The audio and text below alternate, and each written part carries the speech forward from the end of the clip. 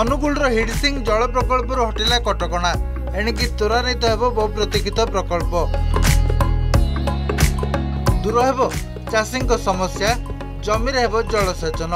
केन्द्रमंत्री धर्मेन्द्र प्रधान को उद्यम को चारिआडु प्रशंसा। 24 वर्षर बीजेडी शासन काल में जहाँ हो पार नथिला एबे राज्य में डबल इंजिन सरकार आसिबा परे ता संभव होछि। अनुगुल जिलार बलंग पंचायत रे प्रस्तावित हिडसिंग जलसेचन प्रकल्पर अग्रगति नहीं फिटिछि बाट। विशेष भाव यह प्रकल्पर जलधारण सीमा मोटे 100 हेक्टर कम रही केंद्र परिवेश मंत्रालय को एने दृष्टि आकर्षण करा जायतिला। ए कटकणा को कोहल करिसेंती मंत्रालय। खाली सेतिक नुहे बरं प्रकल्प कार्य त्वरान्वित करबा पई परिवेश विभाग को अवगत करा जायछि। आ एही समस्त प्रक्रिया पई केंद्र मंत्री धर्मेन्द्र प्रधान को उद्यम को प्रशंसा करछंती उभय सांसद विधायक। हिडसिंग प्रोजेक्ट पई आमे लागिचु पूरा आम दल से एरियार लोक माने जिलार लोक माने आमे सब बळे लगातार लागिथिलु एवं जहाँ वर्तमान तो ओडिशा रे हमर मोहन भाईंकर सरकार आसिला पोरे केंद्र मंत्री धर्मेन्द्र प्रधान उद्यम क्रमे हिडसिंग प्रकल्प पई भल माने परिस्थिति सृष्टि हेछि। आउ बहुत दिनर लोकंकर एटा गोटे आवश्यकता। एथिरे बहुत कृषक माने जलसेचन दृष्टि लाभवान हेबे एवं सेपटे गोटे प्राकृतिक परिवेश दृष्टि मध्य एटा बहुत महत्वपूर्ण हबो। हमर प्रिय मुख्यमंत्री मोहन चरण माझी महोदय आसिला परे हम सरकार आसिला परे केंद्र मंत्री धर्मेन्द्र प्रधान जो कथा इलेक्शन बेले भी कहिथिले मु मध्य विधायक हवा पूर्वर कथा कही जे मंतला अंचल हिडसिंग प्रोजेक्ट गोटे पुराणा कथा किंतु सरकार जो 24-25 वर्ष रहा से कौन प्रकार ताकू आड़ आखिरी देखिले ना। विधानसभा कथा उठे मुख्यमंत्री ताकू सीरियसली नेले केंद्र मंत्री धर्मेन्द्र प्रधान नेले एवं प्रधानमंत्री नरेंद्र मोदी को लिखिकी आम देइथिलु तापरे गुरुत्व हो जल आयोग परमिशन तुरंत मिलगला। मुख्यमंत्री निर्देश क्रमे बर्तमान ये कार्यक्रम टेंडर प्रक्रिया को जाउछि।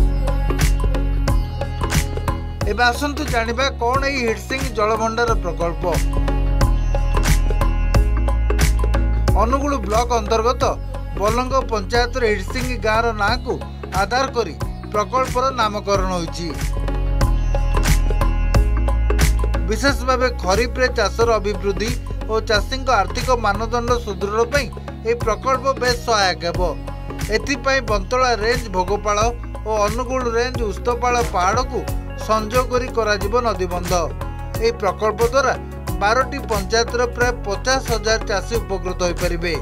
प्राय 3500 ऊर्ध्व हेक्टर जमी जलसेचित हो पारिबो। यह छड़ा निकट 7 कोशिया अभयारण्य इलाकार जीवजंतु समेत अनुगुल शहर को मध्य पानीय जल जोगाण हो पारिबो। सारे डैम हेले केतक लोकंकर क्षति हबो गुणे क्षति हेले 5 गुण लाभ हबो। लाभ कहले से आडे पानी माड़िबो से उपकृत हेबे। हाँ सारे धान चाष मुख्य धान चाष हबो। शंखपुर पोक्तुंगा नंदपुर एमती 7टी पंचायत आमर बेनिफिटेड हेबे। 3000 हेक्टर पाखापाखि जमी रे खरीफ ऋतु रे पानी माड़ी पारिबो। नाळटा हला परे जो जलबंध हबो या द्वारा आहुरी 2टा बेनिफिट आमे पाइबो। अनुगुल जो जल पानीय जल समस्या देखा देछि एई रिजर्भर भी पानी सेठी की जोगै दिया जाई पारिबो। तृतीयटी हला 7 कोशिया जो व्याघ्र प्रकल्प रहिला ये रिजर्भर रे तांकर जो वन्य प्राणी रहिले सेमानकर जल कष्टटा भी दूर हो पारिबो। हाँ 24 मसीहा पर्यंत जो स्थिर सरकार आमर बीजेडी सरकार रहे नवीन बाबू मुख्यमंत्री रहे से समय हिमिति कार्यटा किसी आखि दृष्टिया प्रोग्रेस कलानी। 12टा पंचायत 53टा गाँ पाखापाखि 50,000 लोक क्षुद्र आउ नाम मात्र चाषी बड़ चाषी तो अच्छा भितर जलसेचन कर सबु जमी। दीर्घ 24 वर्ष धरी शासन रहिबा परे मध्य अंचलवासी दीर्घ दिन दाबी को पूरण करिबारे विफल होइतवा बीजेडी सरकार फेल मारिबा परे एबे राज्य रे चलीछि डबल इंजिन सरकार। एही क्रम रे संपृक्त अंचल रे रहिथिबा जल समस्या खूब शीघ्र दूर हो बोली गोटे आशा संचार होइछि। एही क्रम रे उभय केंद्र और राज्य सरकार पक्षरु प्रक्रिया मध्य आरंभ होइछि। तेणु आशा करा जाउछि अनुगुल जीवन रेखा कहुआ हिडसिंग जल प्रकल्प आरंभ हब एवं अंचल रही जो चाषी मैंने यह द्वारा निश्चित भाव उपकृत हेबे। अनुगुल कैमरा पर्सन शुभरंजन सहित तपन दास, अर्गस न्यूज।